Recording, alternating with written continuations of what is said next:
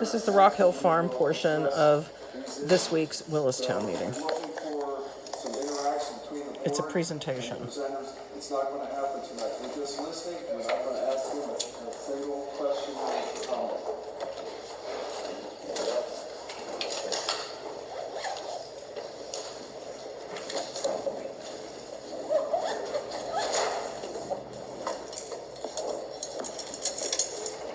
It appears the developer himself is making an appearance.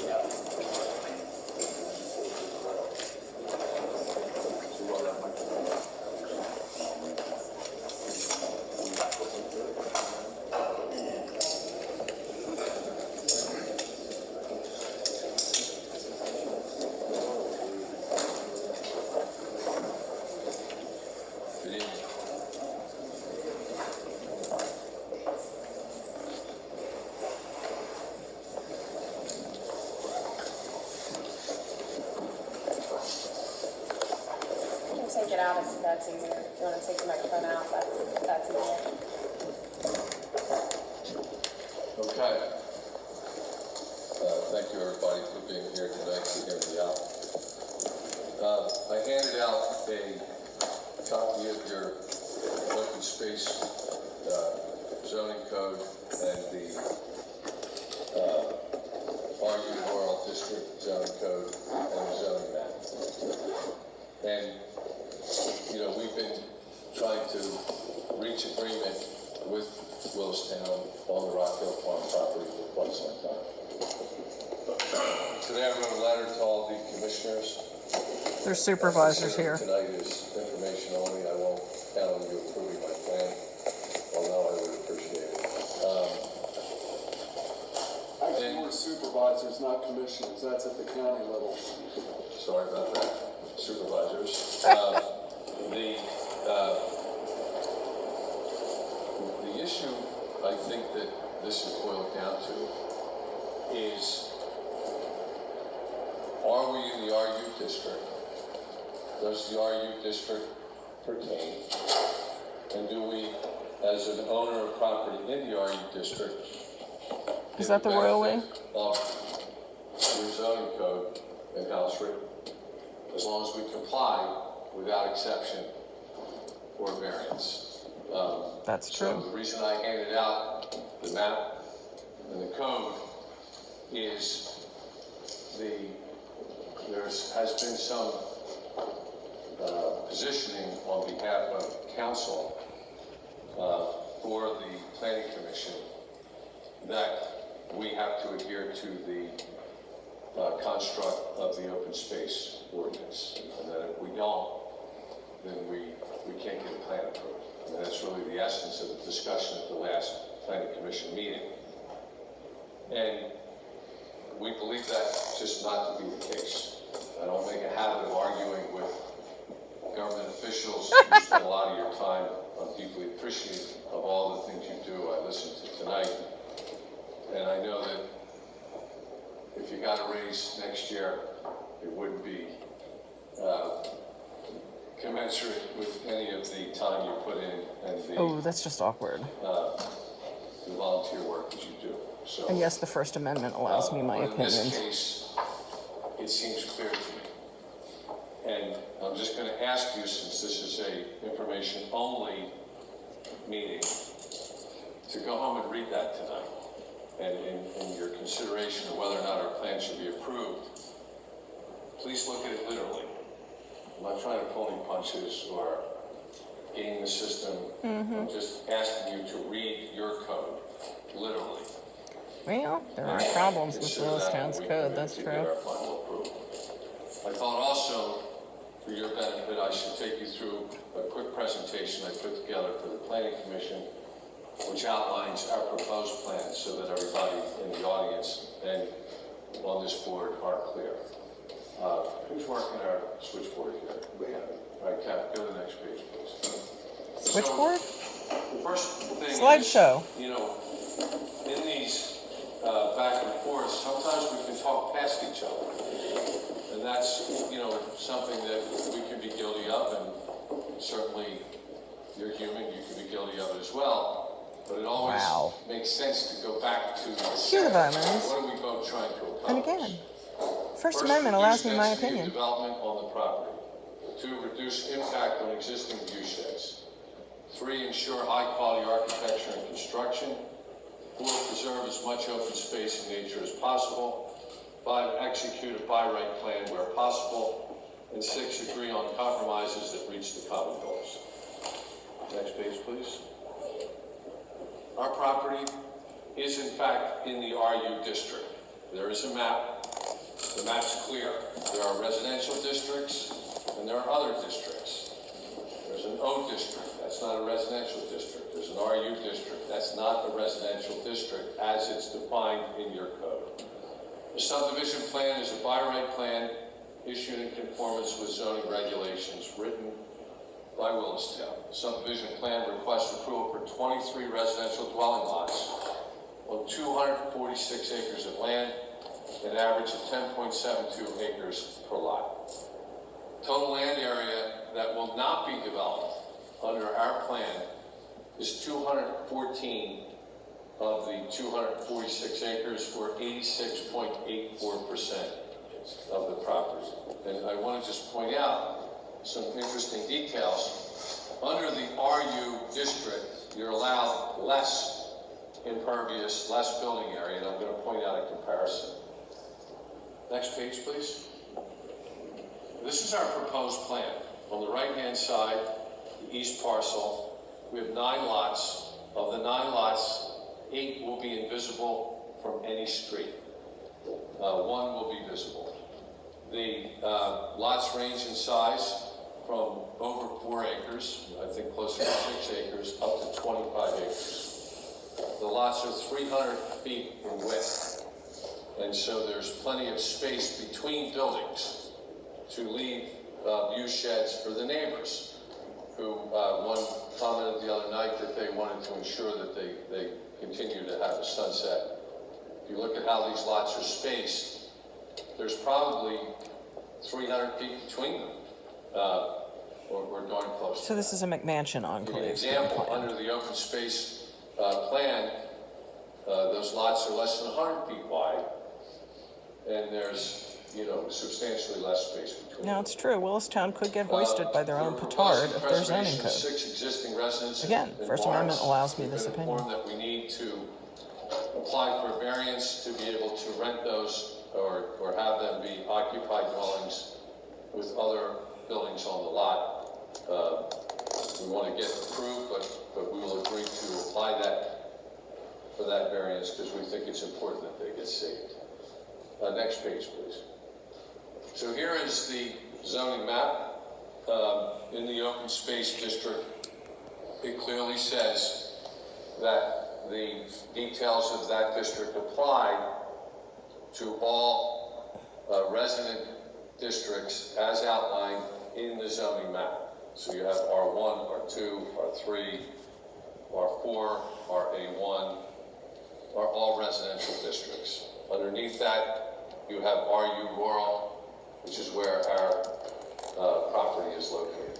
The reason I am Interesting. recording this is They because both so many read people have the seen 0 front end meetings while of- Willistown's of building's the being done over or zoning whatever. code. They both have the same objective.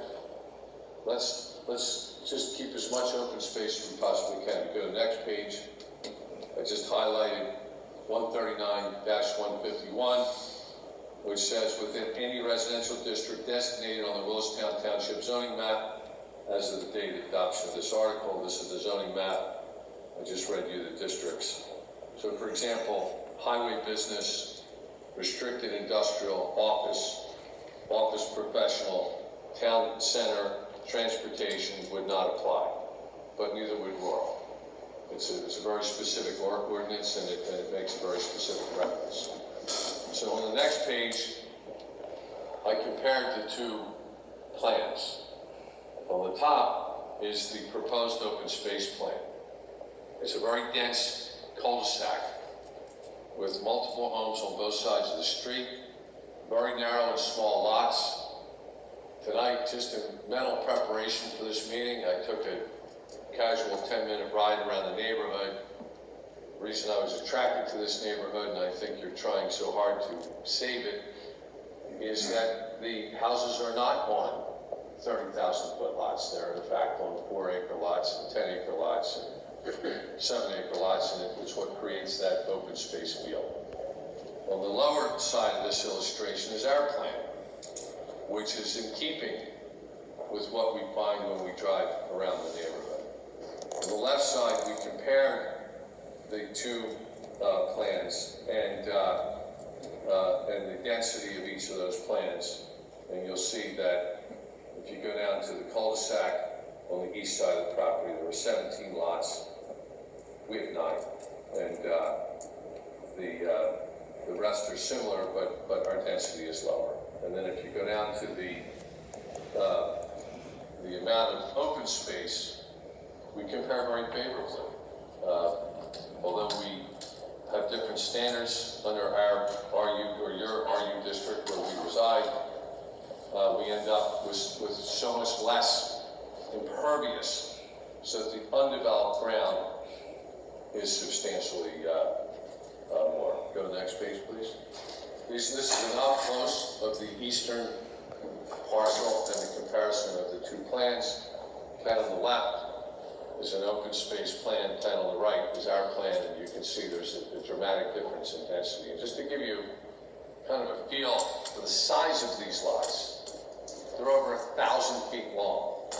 In fact, you have a hard time seeing the top of the lot when you stand at the bottom of the lot. And I'd invite anybody who wants to tour that between now and the 10th to come and jump in an SUV with us, and let's actually walk the ground, because we get into these discussions and these meetings with these plans and engineers, and That's actually a fair point. the facts sometimes get confused. On the Not next that the page facts get is on the confused, but you 24-acre should walk the parcel. land that's being developed or being Left considered for is development. a cul-de-sac, again, very small lots. On the right is same amount of lots, but on much larger pieces of ground, creating much more space for visibility. On the next page, it shows, and actually we had a hard time getting this illustration right. This is actually more generous than what's actually going to happen. For instance, if you look at the lot on the lower right-hand side, it shows tremendous open space. It's the shape While of the we have continent that of open Africa. space and it's owned by that lot, we still can only, put, I think, 13% impervious. So if we were to actually get that right, we didn't have time to do it tonight, there'd be even more green than we see on this page. Next page, please. Land preservation of the 214 it says ACEs, sorry about the misspelling. We'll have that right for the next meeting. Acres. There's 15 or 52 acres surrounding Waynesboro Run, Crum Creek, and the Rockville Pond, which will be preserved land regulated by the Homeowners Association. And additional acres. Oh my God, I'm so sick of 62 homeowners acres on private associations. lots, which will be subject to building The despots of the breakfast table. coverage restrictions. Next page is the South Valley Road easement. Our professionals attended an historic commission meeting where it was requested that we move the houses out off of South Valley Road and behind the historic buildings. And we said we'd be glad to do that, but we want to reach an agreement with the township that provides financial viability for the long-term maintenance of these beautiful homes. And we've got an answer back from the attorneys representing the township saying that will require variance. Post-approval, we will file for that variance. If we're successful in getting it, we will create a complete easement along South Valley Road. The attorneys also asked that in the meantime, we agree to extend that easement from 75 to 100 feet, and we're willing to agree to that now, regardless of whether we get a variance or not. Go to the next page, please. So this would show the 100-foot view shed restriction, and that restriction actually would go all the way up to the buildings that you see in this photograph if we're able to reach agreement on a variance to allow us to rent or have in-laws occupy the spaces. The next page is the various view sheds and what they look like. If you look to the left, you see the beautiful carriage house and one of the two homes.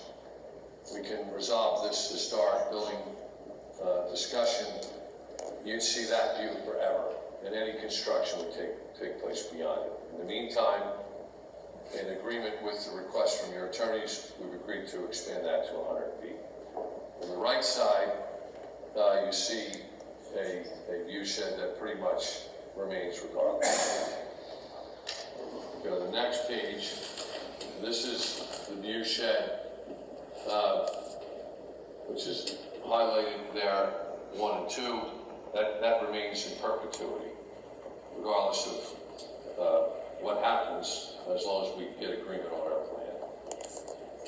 Go to the next page, and there was a lot of discussion around White Horse Road, lots 5, 6, and 9, and a request to have common driveways that actually defeats the purpose of separating those homes to create an open view shed. Our plan is to work with home buyers to spread those homes out as much as we can, which would significantly increase that view over the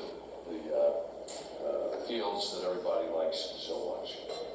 We're also eliminating that driveway, which was in the original plan, and moving into a shared driveway off the South Valley. I hate shared driveways. There is no cars separating that view down the hill. And so, we would do our best to preserve the views that we show in this illustration by separating those homes and leaving open space. Next page, looking in the other direction. Again, we would agree to that 100 feet setback on that side, and that separation of homes again, creating more of a view part across that land. The next is Grub Mill Road, and aside from one lot on Grub Mill Road and the historic home that exists today, that entire view will remain the same in perpetuity. Isn't there a Grub's Mill? Actually, on Grub Mill, that entire view will remain in perpetuity. This will never change. I got my locations confused. Down on the lower road, White Horse, aside from one lot, and the historic house, that will remain the same.